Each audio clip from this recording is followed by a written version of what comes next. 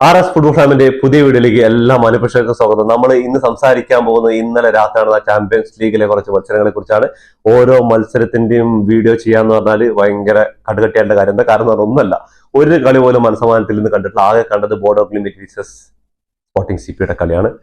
അതിൽ നമ്മളെല്ലാവരും നെട്ടിച്ചുകൊണ്ട് ബോർഡോ ഗ്ലിംറ്റ് ചാമ്പ്യൻസ് ലീഗിൽ നിന്ന് ഇവിടെ പറഞ്ഞിരിക്കുകയാണ്. എല്ലാവരും പ്രതീക്ഷിച്ചതാണ്. എല്ലാവരും അടുത്ത റൗണ്ടിലേക്ക് കയറി പോകും, ഈ സീസണിൽ ചാമ്പ്യൻസ് ലീഗിൽ സെമി ഫൈനൽ വരെയൊക്കെ എത്താൻ ചാൻസ് ഉള്ള ഒരു ടീമാന്നൊക്കെ വിചാരിച്ചിട്ട് ഭയങ്കര ഹൈപ്പ് എന്നല്ല, അവര് കളിച്ച് കാണിച്ചതെന്നാണ്. എന്താ പറഞ്ഞാൽ മാഞ്ചസ്റ്റർ സിറ്റിയെ പരാജയപ്പെടുത്തി, അത്ലറ്റിക്കോ മഡ്രിഡിനെ പരാജയപ്പെടുത്തി, ഇന്റർ മിലാനെ ഹോമിലും എവേയിലും പരാജയപ്പെടുത്തി, സ്പോർട്ടിംഗ് സിപിയെ ഹോം ഗ്രൗണ്ടിലും പരാജയപ്പെടുത്തിയിട്ടായിരുന്നു. അത് 3-0 അഗ്രഗേറ്റിലായിരുന്നു. കളി തുടങ്ങി ഈ വെടിക്കെട്ടിനൊക്കെ ഫസ്റ്റ് തന്നെ ആ ഒരു തീ ഇങ്ങനെ തെറിച്ചു പോയിട്ട് കൂട്ടിൽ പൊട്ടില്ലേ, ആ ഒരു അവസാന എൻഡിങ് ക്ലൈമാക്സ്, അത് ഫസ്റ്റ് തന്നെ അങ്ങോട്ട് സ്പോർട്ടിംഗ് സിപി അങ്ങോട്ട് തുടങ്ങി അറ്റാക്ക് ചെയ്യാൻ. എമ്മാതിരി അറ്റാക്കാന്ന് പറഞ്ഞാല്, കിട്ടില്ല അറ്റാക്ക് എന്ന് പറഞ്ഞാല്, ആ ഒരു അറ്റാക്കിന് മുന്നിൽ എന്താ ചെയ്യേണ്ടതെന്ന് അറിയാതെ ബോർഡോ ഗ്ലിംറ്റ് ഇങ്ങനെ തകർന്നു നിൽക്കാന്ന് അറിയില്ല, അല്ലെങ്കിൽ അന്താളിച്ച് നിൽക്കാന്ന് അറിയില്ല. അങ്ങനത്തെ ഒരു അവസ്ഥയിലൂടെ കടന്നുപോയത്.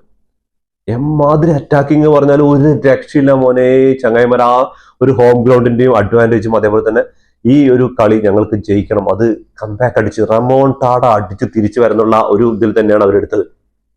ആ സമയത്ത് ബോർഡോ ഗ്ലിംറ്റ് എന്ന് പറയുന്ന ടീം എന്താ ചെയ്തതെന്ന് പറഞ്ഞാൽ ഭയങ്കരമായിട്ട് ഡിഫെൻഡ് ചെയ്തു. എന്നാലും ഡിഫൻഡിലും ഭയങ്കരമായിട്ട് മിസ്റ്റേക്ക്. ഞാൻ ഇവരുടെ അത്ലറ്റിക്കോ മഡ്രിഡിന്റെ കളി കണ്ടാണ്, ഇന്റർ മിലാന്റെ ഹോം എവേ കണ്ടാണ്, സിറ്റി ആയിട്ടുള്ള കളി. ഇതിൽ നിന്നൊക്കെ വ്യത്യസ്തമായിട്ട് എന്തോ പതറി കളിക്കില്ല. നമ്മൾ മുൻകൂട്ടി തോൽക്കാൻ പോകുന്ന അറിഞ്ഞിട്ടുള്ള പോലെ എവിടേക്കോ അവരുടെ എനർജിയും കാര്യങ്ങളൊക്കെ ചോർന്നു പോയ പോലെ. അത് സ്പോർട്ടിംഗ് സിപിയുടെ ആ ഒരു ആരാധകർക്ക് മുന്നിലും സ്പോർട്ടിംഗ് സിപിയുടെ പ്ലെയേഴ്സിന് മുന്നിലായിരിക്കും തോന്നുന്നുണ്ട്. ആ ഒരു കോരിച്ചൊഴിയുന്ന മഴയിൽ സെക്കൻഡ് ഹാഫിലൊക്കെ അങ്ങനെ നനഞ്ഞ പടക്കം പോലെയായിരുന്നു ബോർഡോ ഗ്ലിംറ്റ്. എന്തെന്നെ ആയിക്കോട്ടെ, നമ്മുടെയൊക്കെ മനസ്സും അതേപോലെ തന്നെ എല്ലാം കവർന്നിട്ടാണ് ഈ ചങ്ങായിമാര് ചാമ്പ്യൻസ് ലീഗിൽ നിന്ന് ഇവിടെ പറഞ്ഞിരിക്കുന്നത്.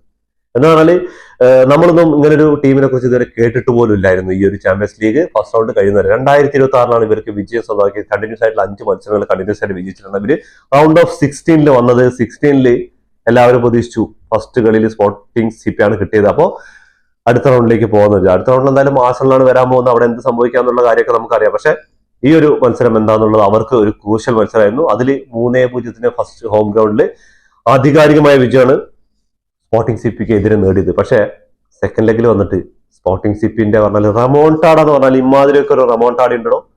5-0 അവർ തരിപ്പണാക്കിയത്. ബോർഡോ ഗ്ലിംറ്റ് ചെറിയ ടീമായിരിക്കും എല്ലാ കാര്യവും, പക്ഷെ അവര് 3-0 ആ ഒരു അഡ്വാൻറ്റേജിലാണ് വന്നത്. അപ്പൊ നമ്മളൊക്കെ പ്രതീക്ഷയാണ് 1-2 ഗോള് വഴങ്ങിയാലും 1-2 തിരിച്ചടിച്ച് ഇവർ അടുത്ത റൗണ്ടിൽ കയറി പോകുന്നു. എല്ലാവരും, ഞാൻ ഈ ഒരു കളി കാണാൻ വേണ്ടി ആകാംക്ഷയോടെ, നമുക്ക് സിറ്റിയുടെ കളിയുണ്ട്, റയലിന്റെ കളിയുണ്ട്, അതേപോലെ PSG ചെൽസിയുടെ കളിയുണ്ട്, ഇതൊക്കെ വിട്ടിട്ട് ഈ ഒരു കളി 9:45 ഇരുന്ന് കണ്ട്. പക്ഷെ തുടക്കം തന്നെ എനിക്ക് തോന്നി ഇവര് പണി പാടിക്കുന്നത്. എന്താ കാരണം എന്ന് പറഞ്ഞാൽ അത്ര മനോഹരമായിട്ടാണ് അറ്റാക്ക് ചെയ്ത് പ്രസ് ചെയ്യുണ്ടായിരുന്നു ആര്, സ്പോർട്ടിംഗ് സിപി ഫസ്റ്റ് ഹാഫ് തന്നെ ഞാൻ വിചാരിച്ച ഒരു 3-4 ഗോൾ അടിച്ചു കൂട്ടുന്നുള്ളത്. അമ്മാതിരി പൊക്കരുത് പോയിട്ടുണ്ടായിരുന്നു. അങ്ങനെ എനിക്ക് സ്പോർട്ടിംഗ് സിപിയോട് വിരോധം ഉണ്ടായിട്ടൊന്നുമല്ല. പക്ഷെ ബോർഡോ ഗ്ലിംറ്റ് എന്ന് പറയുന്ന ആ ഒരു കുഞ്ഞൻ ക്ലബിന് ഈ ചാമ്പ്യൻസ് ലീഗിൽ അവർ അടയാളപ്പെടുത്തി കഴിഞ്ഞു. ഈ ചാമ്പ്യൻസ് ലീഗ് എന്നാലും അടുത്ത റൗണ്ടിലേക്ക് കടക്കാനും ഇനി പറ്റുകയാണെങ്കിൽ ആഴ്സണൽ ലെവർകൂസനെ എതിരാളികളായിട്ട് വരുന്നവരെ അട്ടിമറിച്ചിട്ട് സെമി ഫൈനലിൽ എത്താനുള്ളൊരു അങ്ങനെ ഒരു ചാൻസ് ഉണ്ടായിട്ടുണ്ടെങ്കിൽ, എന്ന് പറഞ്ഞാൽ സ്പോർട്ടിംഗ് സിപി നിസ്സാരക്കാരല്ല, പോർച്ചുഗീസിന്റെ ചാമ്പ്യന്മാരാണ് അവർ. പോർച്ചുഗീസിന് വേണ്ടിയിട്ട് ഒരുപാട് അവിടുത്തെ ലീഗിൽ ഒരുപാട് ചാമ്പ്യൻഷിപ്പ് അടിച്ചിട്ടുണ്ട്. അതേപോലെ തന്നെ ഇവർ ഇതിന് മുമ്പ് റമോട്ടാണ് നടത്തിയിട്ടുണ്ട്. 1969 വിചാരിക്കുന്നു. മാഞ്ചസ്റ്റർ യുണൈറ്റഡിന്റെ ഫസ്റ്റ് ലെഗിൽ 1-0 മാഞ്ചസ്റ്റർ യുണൈറ്റഡ് ജയിച്ചു. രണ്ടാമത്തെ ലെഗിൽ 5-0 അങ്ങനെ ഒരു സംഭവം ഉണ്ടായിട്ടുണ്ട് ഇതിനു മുമ്പ്. അപ്പോ നിസ്സാരക്കാരല്ല ബോർഡോ ഗ്ലിംറ്റ് 5-0 പരാജയപ്പെടുത്തിയ സ്പോർട്ടിംഗ് സിപി. എന്തായാലും സ്പോർട്ടിംഗ് സിപി അപ്പോൾ ആഴ്സണലിൽ ഒരു വെല്ലുവിളി ഉയർത്തുന്നുള്ള കാര്യത്തിൽ സംശയമൊന്നുമില്ല. അങ്ങനെ ആ കളിയൊക്കെ ഉണ്ട്. അടുത്ത കളി പിന്നെ നടക്കാൻ പോകുന്ന 3 മത്സരങ്ങൾ. അപ്പൊ ഇതിൽ ഏത് കളി കാണുന്നുള്ള ഒരു കൺഫ്യൂഷൻ ഒന്നും ഉണ്ടായിരുന്നില്ല. Real Madrid versus Manchester city മത്സരം തന്നെ കാണാൻ ഉദ്ദേശിച്ചത്. കാരണം എന്ന് പറഞ്ഞാൽ റമോൺടാഡ വരുന്നുള്ള പ്രതീക്ഷിച്ചിട്ടൊന്നുമല്ല, ഒരു നല്ലൊരു കളി കാണാൻ പറ്റും. എന്നാൽ റമോൺടാഡ അടിക്കില്ല എന്ന് ഞാൻ ഇന്നലത്തെ വീഡിയോ തന്നെ പറഞ്ഞിട്ടുണ്ട്. എന്തായാലും നടക്കൂല. സിറ്റിയെ കൊണ്ട് സിറ്റി ഗോൾ അടിക്കുകയാണെങ്കിൽ 3 ഗോളൊക്കെ സിറ്റി അടിക്കുമെന്ന് വിചാരിച്ചു. പക്ഷെ റയൽ മഡ്രിഡും തിരിച്ച് 1-2 ഗോൾ അടിച്ചിട്ട് അവർ അഗ്രഗേറ്റിൽ കയറുന്നുള്ള കാര്യത്തിൽ ഞാൻ ഇന്നലത്തെ വീഡിയോ തന്നെ പറഞ്ഞിട്ടുണ്ടായിരുന്നു. പ്രഡിക്ഷൻ വീഡിയോയിൽ ഞാൻ റെഹാനും പറഞ്ഞിട്ടുണ്ടായിരുന്നു. അപ്പോ കളി തുടങ്ങി 22-ാം മിനിറ്റ് ആകുമ്പോഴേക്കും സിറ്റിയുടെ ആക്രമണം ഇങ്ങനെ തുടർത്തുകൊണ്ടിരിക്കുകയാണ്. ഒരു ചെറുക്കി, ഒരു സൈഡിൽ ഡോക്കോ, ഒരു സൈഡിൽ ബെർണാർഡോ സിൽവ, അങ്ങനെ നല്ല ആക്രമണം കൊണ്ടിരിക്കുന്നത്. കോർട്ടോ തെലങ്കും വെലങ്ങും സേവ് ചെയ്തുകൊണ്ടിരിക്കുന്ന ആ സമയത്താണ് റയൽ മഡ്രിഡിന്റെ ഒരു അറ്റാക്ക് വരുന്നത്. അതില് കുറച്ച് ഗോൾ തന്നെ പറയാം. ആ ഗോളിനെ ഡിഫെൻഡ് ചെയ്യാണ് ബെർണാർഡോ സിൽവ. അത് കഴിഞ്ഞ് കുറേ നേരം കളിയൊക്കെ അങ്ങനെ കണ്ടിന്യൂ ചെയ്ത് കുറച്ചു നേരം കഴിയുമ്പോഴാണ് അത് വാറിന് കൊടുത്തിട്ട് അതൊരു പെനാൾട്ടി കിക്കിന് വിധിക്കുന്നത്. പെനാൾട്ടി കിക്കിന് വിധിച്ചത് മാത്രമല്ല, വാർ ചെക്ക് ചെയ്ത് വന്ന റഫറി ആ ചുവപ്പ് കാർഡ് എടുത്ത് ബെർണാർഡോ സിൽവയുടെ മുഖത്ത് കാണിച്ചപ്പോൾ ആ ക്യാപ്റ്റൻ ബാറ്റും കെട്ടിട്ട് ആ ചങ്ങായി ആ ഒരു വിഷമത്തിൽ പോവാണ്. ഗ്രൗണ്ട് വിടുമ്പോൾ മഞ്ചസ്റ്റർ സിറ്റിയുടെ സ്റ്റേഡിയം മൊത്തം സൈലന്റ് ആയി. അവർ തീർന്നു. എന്താ പറഞ്ഞാൽ റയൽ മാഡ്രിഡിനെ പോലെ ടീമിന്റെ അടുത്ത് ഈ 10 ആളും വെച്ചിട്ട് ഒരു പിണ്ണാക്ക് ഉണ്ടാക്കാൻ കഴിയും, ഒരു എമൗണ്ട് അല്ല, ഇനി ഒരു ഗോൾ വരെ അടിക്കാൻ പറ്റാന്ന് വിചാരിച്ചു. അത് അവർക്ക് അറിയാം നന്നായിട്ട്. പെപ്പിന്റെ ആ ഒരു ഇതൊക്കെ കണ്ടു കഴിഞ്ഞാൽ, ഒരു ബോഡി ഷേമിംഗ് ഒക്കെ കണ്ടു കഴിഞ്ഞാൽ അവർക്ക് മനസ്സിലാക്കാൻ പറ്റും എന്താ നടക്കാൻ പോകുന്നത്. അതേപോലെ ഇനി പൊരുതുക എന്ന് പറഞ്ഞാൽ എങ്ങനെ പൊരുതി? ഈ 10 ആളും കൊണ്ട് റയൽ മാഡ്രിഡിനെ പോലെ ടീമിന് പൊരുതിയിട്ട് എന്തായാലും ജയിക്കാൻ പറ്റൂല. 3 ഗോൾ അടിക്കേണ്ടതിന് പകരം 4 ഗോൾ അടിക്കേണ്ട സിറ്റുവേഷനിൽ വന്നിരിക്കുന്നത്. അങ്ങനെ കളി ഒരു സൈഡിൽ നിന്ന് റയൽ മാഡ്രിഡ് ഡിഫെൻഡ് ചെയ്യുമ്പോൾ മറ്റേ സൈഡിൽ നിന്ന് മാഞ്ചസ്റ്റർ സിറ്റി ഇങ്ങനെ അറ്റാക്ക് ചെയ്തുകൊണ്ടിരിക്കുന്നുണ്ട്. ബോൾ പാസും കാര്യങ്ങളൊക്കെ നടന്നുകൊണ്ടിരിക്കുന്നു. കിട്ടുന്ന അവസരങ്ങളൊക്കെ കൗണ്ടറിലൂടെ റയൽ മാഡ്രിഡും ഗോൾ സ്കോർ ചെയ്യാൻ നോക്കുന്നുണ്ട്. അങ്ങനെ അവസാനം ഹാലൻഡിന്റെ ഒരു ഗോളിലൂടെ 1-1 സമനിലെത്താണ്. അപ്പോഴേക്കും അഗ്രിഗേറ്റ് 4-1 ആയിട്ടുണ്ട്. പിന്നെ സെക്കൻഡ് ഹാഫിന് ശേഷം കുറെ സബ്സ്റ്റിറ്റ്യൂട്ടറുകളൊക്കെ കൊണ്ടുവന്നു. പക്ഷേ റയൽ മാഡ്രിഡിനെ പോലെ ഒരു ടീം, അവർ ഇമാതിരി ഡിഫൻസ് എന്ന് പറഞ്ഞാൽ കട്ടുകെട്ട് ഡിഫൻസ്. അതേപോലെ ഗോൾ കീപ്പർ കോർട്ടോയ്ക്ക് പരിക്കായിട്ടാണ് ഫസ്റ്റ് ഹാഫിൽ പോയത്. സെക്കൻഡ് ഹാഫിൽ സെക്കൻഡ് ഗോൾ കീപ്പറാണ് വന്നത്. കോർട്ടോയുടെ പെർഫോമൻസ് ഒരു രക്ഷയില്ല മോനെ. എമ്മാതിരി സേവുകളാണ് നടത്തിയിട്ടുള്ളത്. അതിൽ 2 ഗോളോളം സിറ്റി അടിച്ചിട്ടുണ്ടായിരുന്നു. അതൊക്കെ ഓഫ് സൈഡും ആയിപ്പോയി. ഒരു വിഷയം ഉണ്ടായിരുന്നില്ല. എന്താ പറഞ്ഞാല് 10 ആൾ കൊണ്ട് നമുക്ക് കഴിയില്ല എന്നുള്ളൊരു തീരുമാനം എടുത്തു കഴിഞ്ഞു.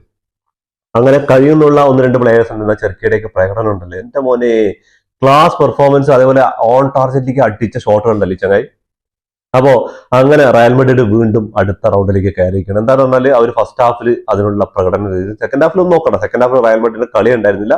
അവസാനമാണ് വിനീഷ്യസിന്റെ ഒരു കിടിലൻ ഗോളും കൂടി വന്നതോടുകൂടി വിനീഷ്യസിന് ഡബിൾ ആണ്. പെനാൽറ്റി ഫസ്റ്റ് സ്കോർ ചെയ്തു. അത് കഴിഞ്ഞ കളിയിൽ മിസ്സാക്കിയതിന് പകരമായിട്ട് ഡോണറോമയ്ക്കെതിരെ ഒരു ടെൻഷനില്ല, ഒരു പ്രശ്നമില്ലാണ്ട് ആള് ഗോൾ അടിച്ചു കൂട്ടി.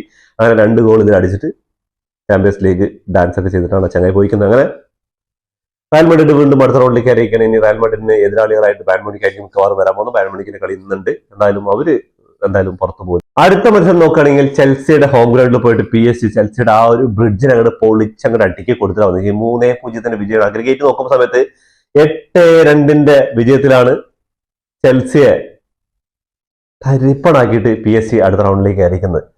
എന്താ കാരണം എന്ന് പറഞ്ഞാൽ PSG-ക്കെതിരെ സിറ്റി PSG-യുടെ ഗ്രൗണ്ടിൽ പോയിട്ട് 2 ഗോള് അടിച്ചിട്ടുണ്ടായിരുന്നു.